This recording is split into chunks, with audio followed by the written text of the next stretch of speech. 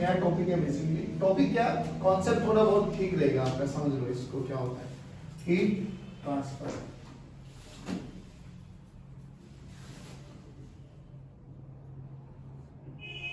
देखो हीट का way basically जहां टेम्परेचर का डिफरेंस होता है ना, बेसिकली एक form of energy, you can see a mode of transfer of heat. हम इस चैप्टर में पढ़ेंगे कि हीट को एक पॉइंट से लेके दूसरे पॉइंट तक कितने मेथड से, कितने तरीके हमारे पास कि एक पॉइंट से लेके दूसरे पॉइंट तक ट्रांसफर किया जाए। बेसिकली हम अगर बात करें तो हमारे पास तीन मेथड्स होते हैं यहाँ पर। एक जिसको हम बोलते हैं कंडक्शन,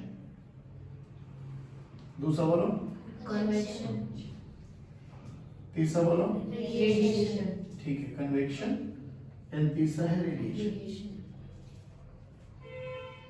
ठीक है बच्चों, देखो conduction, convection and radiation basically हमें हीट का एनर्जी को प्रोपोगेट कराना है पॉइंट ए से लेकर पॉइंट बी को। अब अलग अलग मेथड है और आप लोग सारे टाइम इनसे खेले हो आप लोग।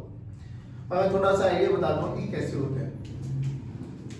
सबसे बेसिक एग्जांपल डेली मर्रा की जिंदगी में आने वाला, गैस पर हम लोगों ने नॉर्मली चाय पानी सब्जी वगैरह खूब बनाया होगा, है ना।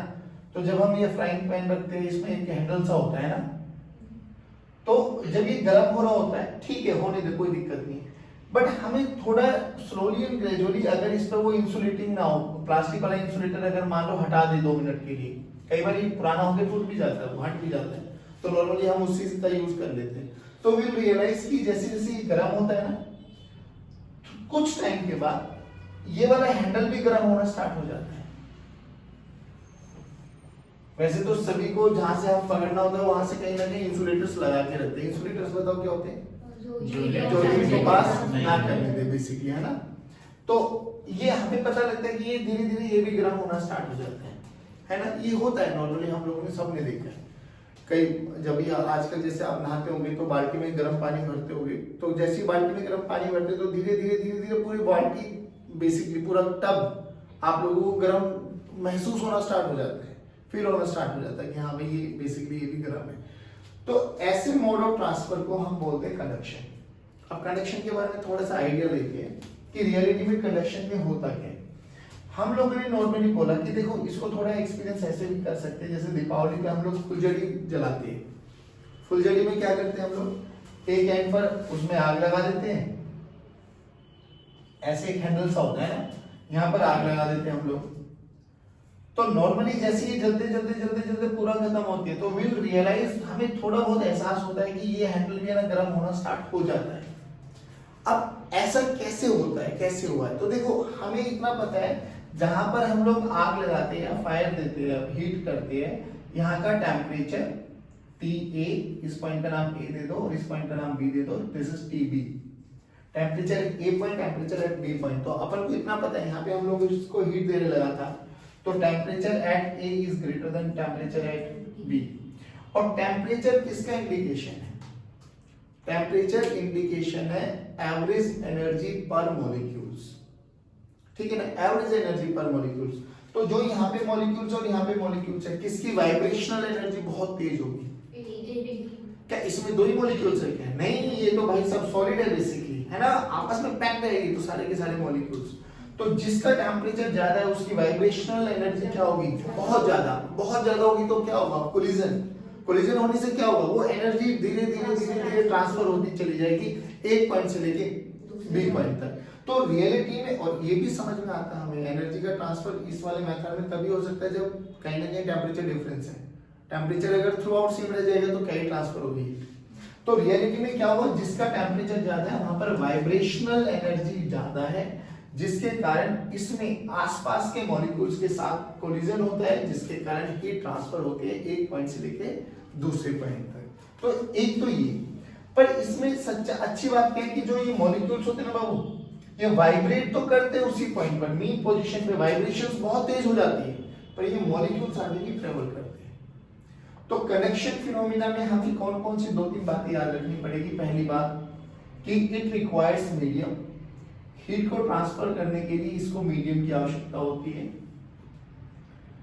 लेकिन इसके जो पार्टिकल्स होते हैं वो पार्टिकल्स एक पॉइंट से दूसरे पॉइंट तक नहीं चलते, यानी पार्टिकल का जो डिस्प्लेसमेंट होता है वो क्या होता है, जीरो। पॉइंट समझ में आ गया? और ये कहां से कहां ट्रांसफर होती है, हाई टेम्परेचर से लोअर टेम्परेचर। तो heat energy will propagate from high temperature to low temperature, ये ध्यान रखना है इसको। अब इसके बहुत सारे एग्जांपल आप लोगों ने देखे होंगे।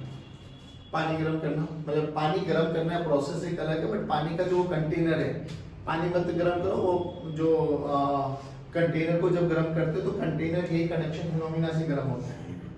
अब उसके अंदर पानी डाल दो तो पानी होता क्या अभी देखो, मान लो हम लोगों ने यहाँ पे एक बर्नर लगाया हुआ है, ये इसको आग दे दे अपना, पानी डाल दो इसमें तो पानी गर्म होना स्टार्ट हो जाएगा। तो जो पानी गर्म होता है ना, बेसिकली जो पानी के मॉलिक्यूल से जो गर्म होते चले जाते हैं वो फटाक से ऊपर आ जाते हैं, और जो ठंडे वाले होते हैं वो नीचे चले जाते हैं। तो देखो मीडियम की तो इसमें भी आवश्यकता पड़ी है, बट इसमें मॉलिक्यूल चल रहे हैं, इसमें मॉलिक्यूल का डिस्प्लेसमेंट नहीं था, बट इसमें मॉलिक्यूल्स का डिस्प्लेसमेंट है। तो बेसिकली इस वाले मेथड को हम बोलते हैं कन्वेक्शन। क्या होता है कन्वेक्शन में, कि मॉलिक्यूल्स मीडियम रिक्वायरमेंट है, हाँ है, क्या मॉलिक्यूल का डिस्प्लेसमेंट जीरो है, नहीं, वो होता है। दूसरी चीज, इसके बहुत सारे एग्जांपल्स आप लोगों ने देखा होगा, रूम हीटर सबसे बेस्ट एग्जांपल है, कि जब रूम में मतलब कोई भी कहीं पे भी आपने आग लगाई हुई है, मान लो यहाँ पे आग जल रही है हमारे पास, और यहाँ पे एक पंखा लगा दिया आप लोगों ने, है ना, पंखा चल रहा है, तो पंखा चलेगा तो क्या होगा, जो यहाँ की गर्माहट है वो हमें यहाँ पर बैठे बैठे में महसूस होती है।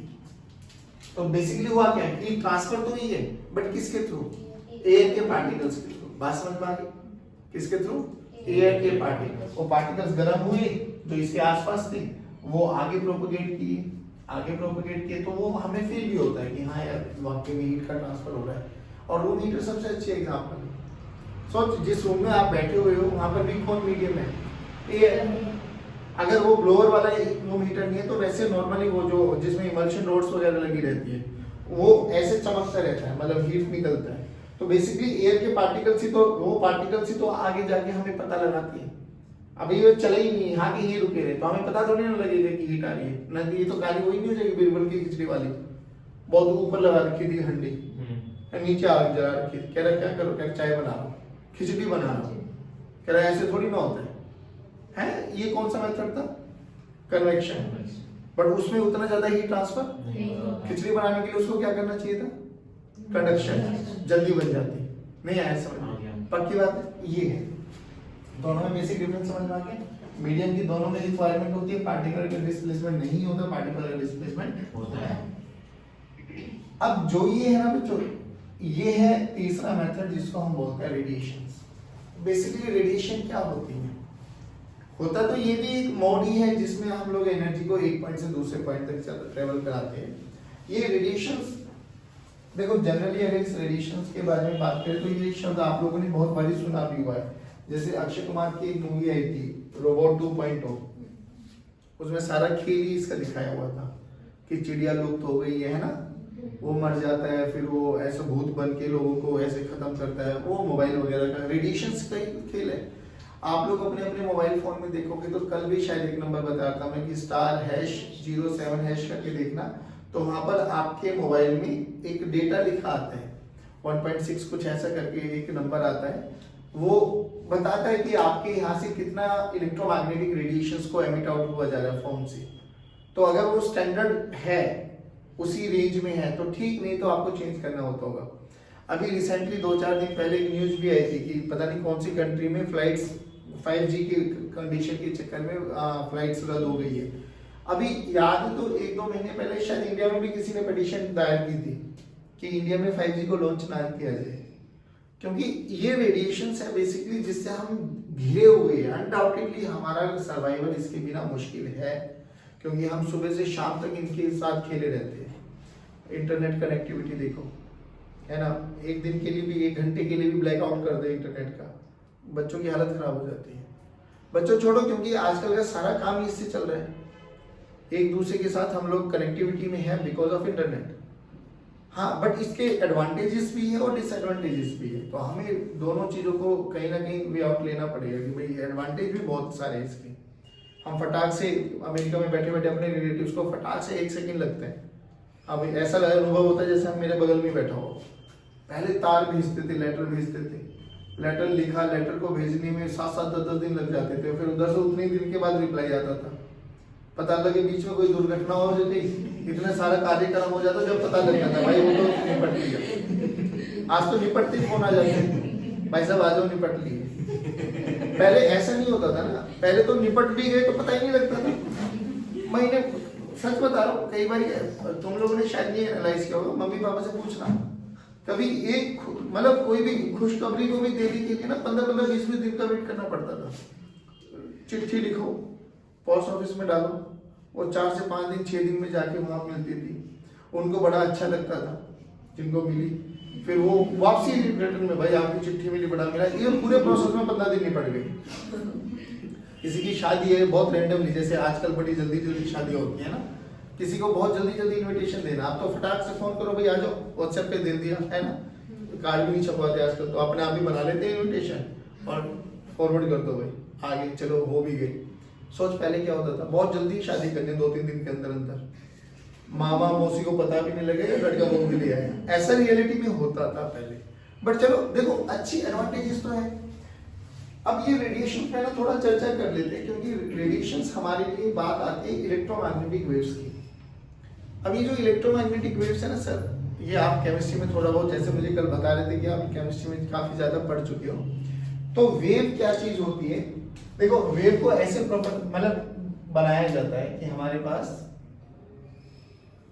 ये एक वेव होती है, ये बिल्कुल वैसी ही होती है जैसे आप लोग कभी कभार अगर जिम जाते हो या रस्सी के साथ खेलते हो, ऐसे ऐसे वाइब्रेट कराते हो, है ना, वो एक वेव होती है। इस वेव में यहां से यहां तक, इसको बोलते हैं 1 कंप्लीट साइकिल। ठीक, अब ये साइकिल एक साइकिल होती है, 1 सेकंड में ऐसी कितनी साइकिल्स बनने वाले उनको बोलते हैं फ्रीक्वेंसी।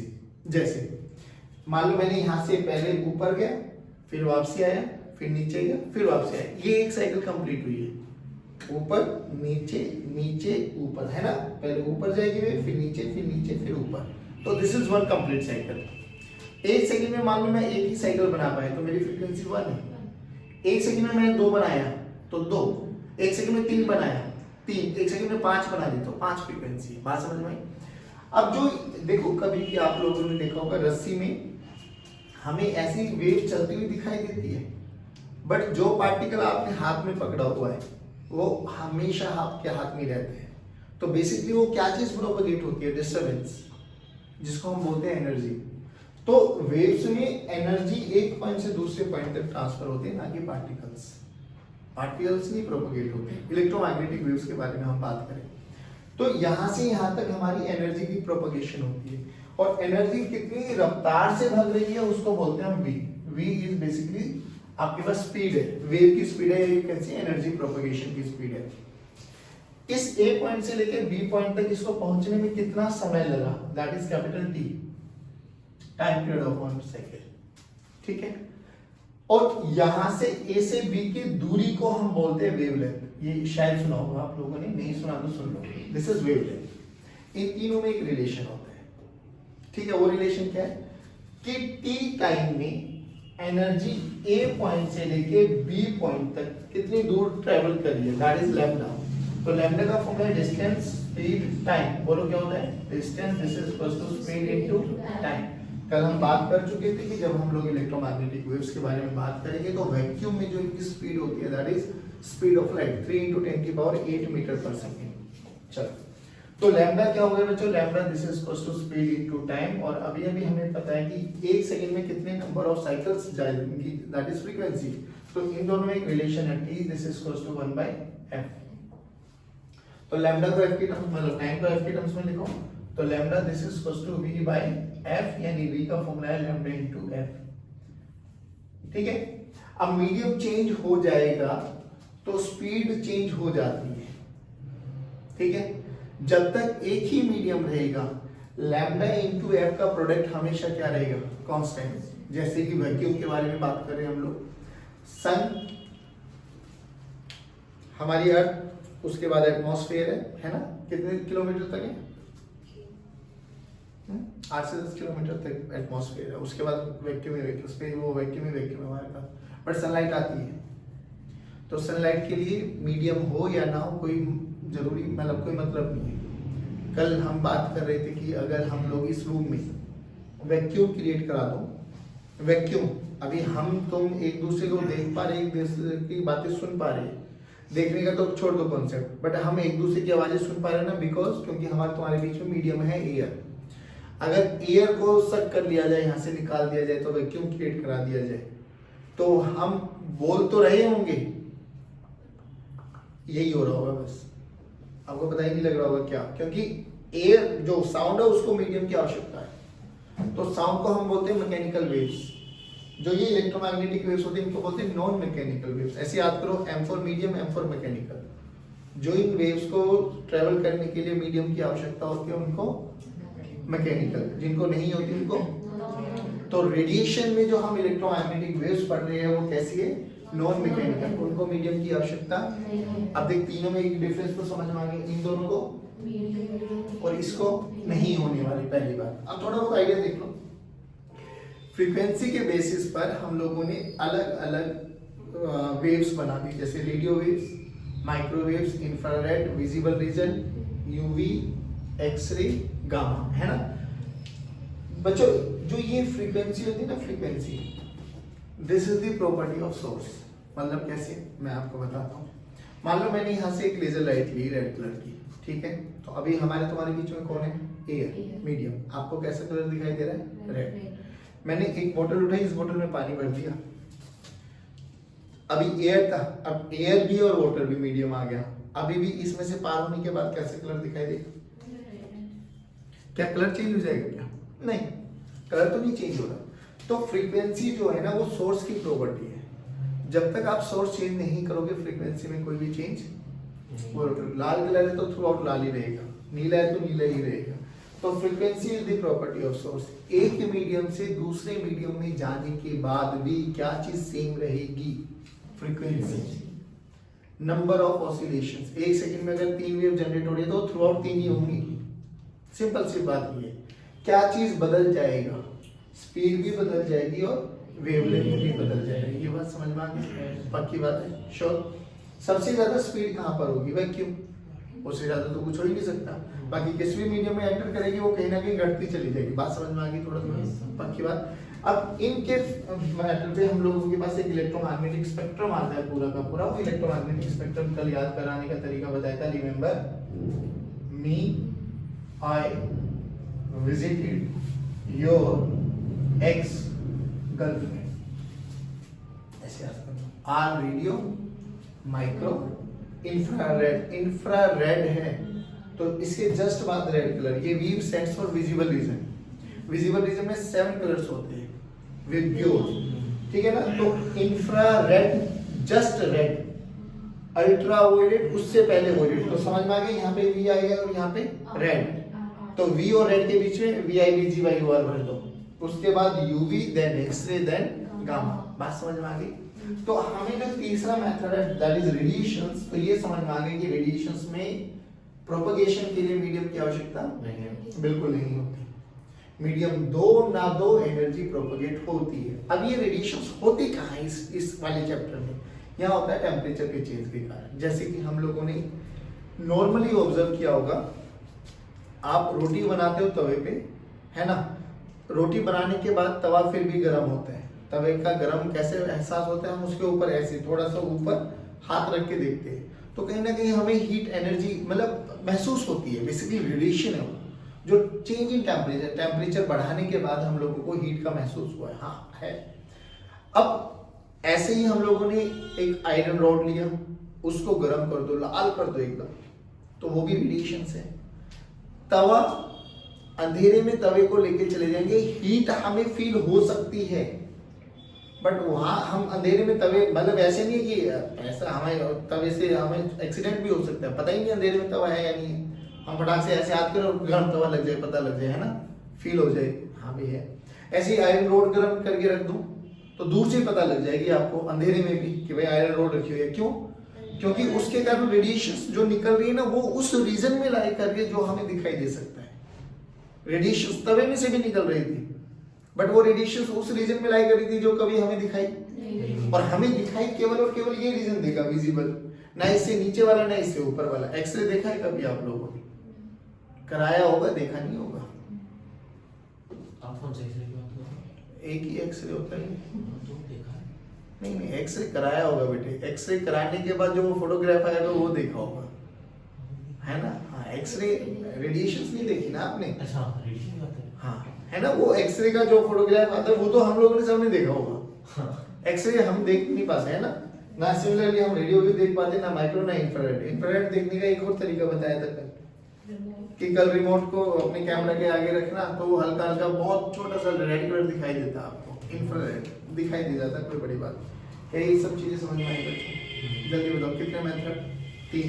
कंडक्शन में क्या क्या जरूरत है? Medium, high to low. Convection, particle चलेगा, पार्टिकल डिस्प्लेस होगा।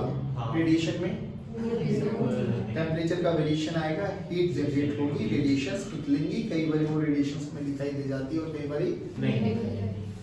अब सुनो, बहुत बेसिक सी चीजें पूछ रहा हूं मैं, सोच के देखो। मान लो यहाँ पर एक कोई भी हमारे पास मतलब बहुत हाई टेम्परेचर एक सब्सटेंस है जिसका बहुत हाई टेम्परेचर है।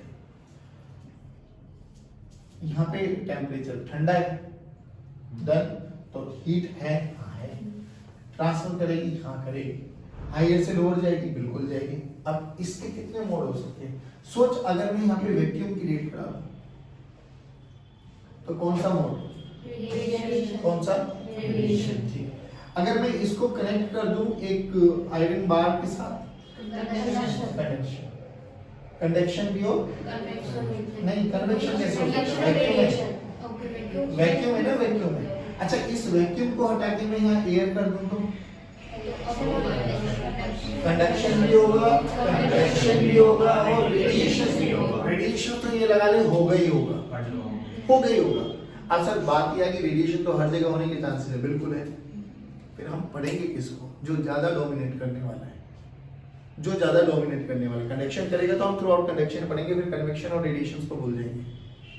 जब कन्वेक्शन को बात करेंगे तो कन्वेक्शन ही कन्वेक्शन पढ़ेंगे हम, रेडिएशन और उसको भूल जाएंगे। बात समझ में आ रही है? जो जिसकी डोमिनेंसी ज्यादा होगी, जैसे फॉर एग्जांपल मैं आपको बताता हूँ, जब आप लोगों ने 10th स्टैंडर्ड में पढ़ा होगा रिफ्लेक्शन, तो टीचर ने बोला होगा कि भाई यहाँ पे ना 3 फिनोमेना होते हैं। रिफ्लेक्शन भी होता है, रिफ्रैक्शन भी होता है, एब्जॉर्प्शन भी होता है ना? लाइट आएगी, एब्जॉर्ब भी होती है। जनरली हम कौन सा एक्सपेरिमेंट पढ़ते, मतलब कौन सी चीज पढ़ते हैं जिसकी डोमिनेंसी ज्यादा होती है? रिफ्लेक्शन में 90% मान लो रिफ्लेक्ट होके जा रही है, 10% रिफ्लेक्ट होके जा रही है, तो हम क्या पढ़ेंगे वहां पे? ग्लास के पीछे सिल्वरिंग ना करो, ग्लास के पीछे सिल्वरिंग ना करो तो हमें हल्की हल्की अपनी में दिखाई भी देते हैं और बाहर का भी दिखाई देता है। तो हमें अपनी इमेज के कंपैरिजन में बाहर अच्छा दिखाई देता है। हाँ। तो उस समय में क्या पढ़ना चाहिए? रिफ्लेक्शन। क्या नहीं पढ़ना चाहिए? सिल्वरिंग कर दो तो रिफ्लेक्शन। बात समझ में आ गई? जिसकी डोमिनेंसी ज्यादा होगी अपन को उस मेथड के साथ जाना है।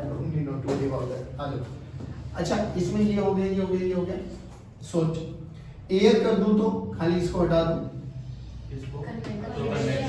कन्वेक्शन और रेडिएशन, ऐसे अलग अलग फिनोमेना हो सकते हैं। बोल, इतना समझ में आया?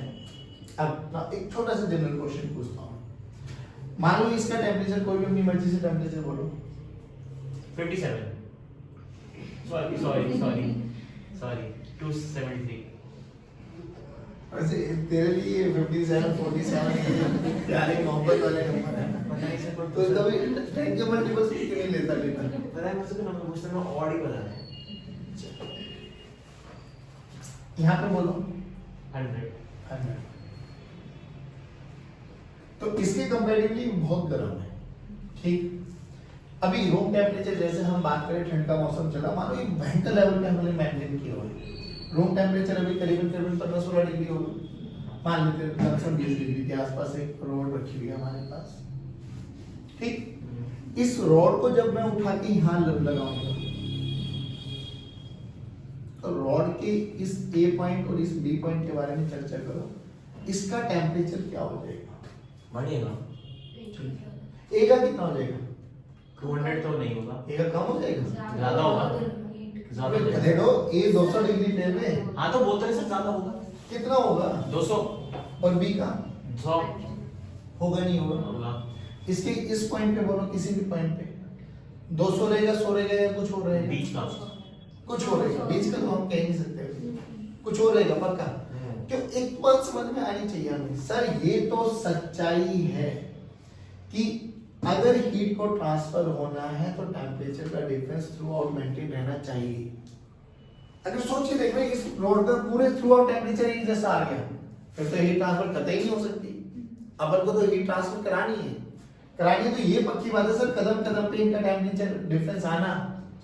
यानी हम ये बोल दे ए पॉइंट, ये बोल दे बी पॉइंट, ये बोल दे डी पॉइंट, ये बोल दे ई पॉइंट, ये बोल दे एफ पॉइंट, तो जैसे मैं एक से बी की तरफ जा रहा हूं तो टेम्परेचर घटना चाहिए बढ़ना चाहिए, घटना चाहिए। टेम्परेचर डिफरेंस थ्रू आउट आना चाहिए, तभी हीट का प्रोपगेशन हो पाएगा, एल्स हो पाना मुश्किल है, नहीं आया समझ में। अच्छा, इस वाले जो मॉलिक्यूल है, यहाँ के मॉलिक्यूल और यहाँ के मॉलिक्यूल, इसको 50 डिग्री मान लेते हैं, थोड़ा और फील आ जाएगी। इसके मॉलिक्यूल्स के बारे में चर्चा करो, इसके मॉलिक्यूल्स के बारे में चर्चा करो, बोलो किसकी वाइब्रेशन एनर्जी ज्यादा है? एक ही। तो कोलिजन होने के चांसेस सबसे ज्यादा कम है, तो हीट ट्रांसफर होगी नहीं होगी? होगी। ए से बी। बहुत समय के बाद क्या हो जाएगा, बहुत समय के बाद ये इसी टेम्परेचर को मेंटेन कर लेगा और ये इसी टेम्परेचर को मेंटेन कर लेगा। ठीक है, अब बेसिकली क्या हुआ, तो यहाँ से यहाँ हीट ट्रांसफर हुई तो जरूर है सर, हीट ट्रांसफर हुई तो जरूर, ये तो सच्चाई है, इसमें तो समझ में आ गया। हम अगर ये मेरे आइसोथर्मल, हम लोग आइसोथर्मल कह रहा हूँ, इंसुलेटर्स लगा दिए, इंसुलेटर्स का मतलब समझे बाबा, कि अगर मैंने यहाँ पर इंसुलेटर्स लगा दी कि कोई भी हीट का लॉस ना हो, मतलब साइड से कोई भी सराउंडिंग से हीट ट्रांसफर ना हो, तो सारी हीट ट्रांसफर यहीं से होते हैं ना, through the this rod, particular this rod. तो होगा क्या, कुछ टाइम देखो इनिशियली क्या हो रहा होगा, मान लो ये क्रॉस सेक्शन ले लिया हम लोगों ने, हाँ ये क्रॉस सेक्शन ले लो, यहां से किस कोई भी हीट अमाउंट गया, लेट्स से Q1, और यहां से जब निकला ये Q2, ऐसा क्यों हुआ, ये दिया Q1 निकला Q2, क्योंकि सर इनिशियली क्या हो रहा होगा ना, ये 20 डिग्री पर है, जब इनको कनेक्ट करेंगे तो धीरे धीरे इसका टेम्परेचर बढ़ना चाहिए, बढ़ाने के लिए क्या होगा, हीट, बेसिकली हीट ही तो बढ़ाएगी, टेम्परेचर नहीं आएगा। तो जो ये Q1 माइनस Q2 का जो चेंज है, डिफरेंस है, ये क्या कर रहा होगा, ये इसके टेम्परेचर को इंक्रीज कर रहा होगा। अरे हाँ ना बोलो, भाई इनिशियली कितने पे है 20 डिग्री, तो ये कितने पे है 200, और ये कितने पे है, जब बेचारे इसको उठा के रखेगा तो हीट का ट्रांसफर हुआ है ना, हुआ। तो क्या जितना देंगे उतना ही मिलेगा क्या, नहीं रे, क्योंकि हीट जब चलेगी तो वो बेसिकली क्या करेगी, चेंज आएगा कुछ, वो चेंज क्या कर रहा होगा, उस रॉड के टेम्परेचर को इंक्रीज कर रहा होगा। बहुत समय के बाद क्या हो गया होगा, टेम्परेचर थ्रू आउट क्या हो जाएगा, इस पॉइंट का टेम्परेचर सेम, इसका सेम, इसका सेम, इसका सेम, इसका सेम, नहीं आया, आ गया। अरे बोलो भाई, यानी मैं बोल सकता हूँ कि अगर मेरे पास ये एक रॉड है, मान लो लेट अस सपोज ये पॉइंट ए और ये पॉइंट बी, तो इस पॉइंट का क्रॉस सेक्शनल एरिया देखो, इस क्रॉस सेक्शनल एरिया, तो मैं बोल सकता हूँ इसके हर पॉइंट का टेम्परेचर क्या है, सेम। यहां पर एक क्रॉस सेक्शनल एरिया बनाऊंगा तो सेम, वो इसका ये टेम्परेचर और ये टेम्परेचर सेम नहीं है, बट इसके इस क्रॉस सेक्शन के हर पॉइंट का टेम्परेचर क्या है, सिमिलरली इसके नहीं आया समझ में। और ये तो पक्की बात है, अगर हीट ट्रांसफर हो रही होगी तो ए का टेम्परेचर सबसे ज्यादा होगा, बी का टेम्परेचर सबसे कम, फिर जैसे ए, फिर डी, फिर ई, फिर एफ, ऐसे अगर हम बात करें, लेट अस सपोज यहाँ टेम्परेचर T1 मान लेते हैं, टेम्परेचर T2 मान लेते हैं, T3 मान लेते हैं, T4 मान लेते हैं, T5, बताओ रिलेशन क्या है, T1 is greater than T2 is greater than T4 greater than T5। अब यहाँ ना एक एनालॉजी चलती है बच्चों, मैं सच बताऊं आपको, जैसे आप लोगों ने उसमें पढ़ा था ऑम्स लॉ, कौन सा, करंट इलेक्ट्रिसिटी, तो करंट इलेक्ट्रिसिटी में हमने 2-3 चीजें देखी थी, इफ यू रिमेम्बर। मान लो कि यहाँ पर एक वायर है और इस वायर में रेजिस्टेंस है R, और ये पॉइंट है आपके पास A और ये पॉइंट है आपके पास B, इसका पोटेंशियल VA मान लिया, इसका पोटेंशियल VB मान लिया, हमने बोला let us suppose VA is greater than VB, तो आप लोगों ने बोला था अगर पोटेंशियल डिफरेंस है तो करंट फ्लो करेगा, करंट फ्लो करेगा, तो बाबा ने क्या बोला, बाबा ने बोला कि V इक्वल्स टू IR, तो I का फॉर्मूला है डेल्टा V बाय डेल्टा, मतलब delta V by R, delta V क्या है यहाँ पे VA माइनस VB, कि अगर पोटेंशियल डिफरेंस आया तो करंट फ्लो करेगा। सिमिलरली यहाँ पर भी क्या है बच्चों, अगर टेम्परेचर का डिफरेंस आया है ना तो हीट करंट यहाँ पर भी फ्लो करेगा। यहाँ पे हीट करंट को कई बार कई किताबों में एच से रिप्रेजेंट कर देते, कई किताबों में आई से रिप्रेजेंट करते हैं। आई वाले क्यों? क्योंकि एनालॉजी बनाना चाहते हो। यहाँ पे आई इलेक्ट्रिक करंट था हमारे पास, जिसको हम क्या लिखते हैं, dq by dt।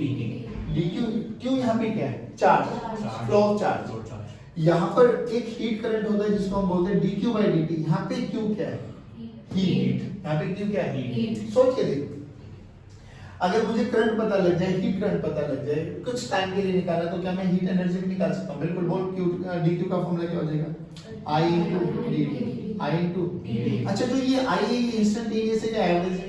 Instantaneous. Average के लिए क्या करेंगे, delta q by delta t, delta q by delta t। ये आपके पास हीट करंट है। अब ये हीट करंट है ना, एक्सपेरिमेंटली ऑब्जर्व किया गया, बहुत सारे फैक्टर्स पे डिपेंड करता है। एक तो फैक्टर यही हो गया कि डेल्टा t का होना बहुत जरूरी है। डेल्टा t बोले तो चेंज इन टेम्परेचर, जितना ज्यादा चेंज इन टेम्परेचर होगा उतना ज्यादा हीट फ्लो करेगी, उतना ज्यादा करंट बढ़ेगा। एक तो चीज ये होगी, तो डायरेक्टली प्रोपोर्शन आ गया डेल्टा टी के। एक देखो, एक मतलब मैंने मान लो इसको गर्म किया, इसको गर्म कर दिया, हाँ इसको, अब इसका क्रॉस सेक्शनल एरिया देखो, और तवा गर्म कर दिया, दोनों को टेम्परेचर सेम मेंटेन किया, हीट कहाँ ज्यादा फील हुई, तवे पे। इसका एरिया ऑफ क्रॉस सेक्शन कम, उसका एरिया ऑफ क्रॉस सेक्शन, उंगली रख के देखो और हाथ रख के देखो, कहाँ मजा आता है, तवे के ऊपर उंगली रख तो एरिया ऑफ क्रॉस सेक्शन कम है, हाथ रख कहाँ मजा आता है, अनुभूति कहाँ आती है, हाथ रखने पे। ओहो पूरी के पूरे पदार्थ हो मुझे बहुत गर्म है, ऐसे रख, बहुत ठंडक सा, एरिया ऑफ क्रॉस सेक्शन कम, तो हीट की अनुभूति कहाँ ज्यादा होती है, जब एरिया ऑफ क्रॉस सेक्शन। तो ये डायरेक्टली प्रोपोर्शन हो गया एरिया ऑफ क्रॉस सेक्शन के। एक और बता, इसको गर्म कर रहा हूँ, लेंथ देख लो, आयरन मान ले इसको गर्म कर रहा हूँ, क्या यहाँ जल्दी फील हो जाएगा, हाँ आयरन है ना, आयरन है ना। और एक 2 मीटर की रॉड ले ली, उसको गर्म कर रहा हूँ, किस केस में बहुत जल्दी फील होते हैं, जो छोटा है। तो क्या I is inversely proportion to L कह सकता हूँ? Yes. जितनी लेंथ कम है उतना I, ज्यादा, जितनी L ज्यादा होगी उतना I कम। बात समझ में? तो ये बहुत सारे पैरामीटर्स पे ये I जो आपके पास हीट करंट है इनको डिपेंडेंट करता है। Directly proportion to delta T, directly proportion to A, हाँ, and inversely proportion to length. इन सबको मर्ज करके will get a formula K, एक कांस्टेंट है, delta T into A by N। अब इस वाले फैक्टर्स पे ना बेटा बहुत सारे वेरिएबल्स आ जाते हैं। K आपके पास मटेरियल की प्रॉपर्टी होती है, डेल्टा T आपका चेंज इन टेम्परेचर डिफाइन करेगा, A आपके पास एरिया ऑफ क्रॉस सेक्शन होगा और L आपके पास लेंथ होगी। बात समझ में आएगी? ये हीट करंट का फॉर्मूला है। थोड़ा बहुत आइडिया लगा?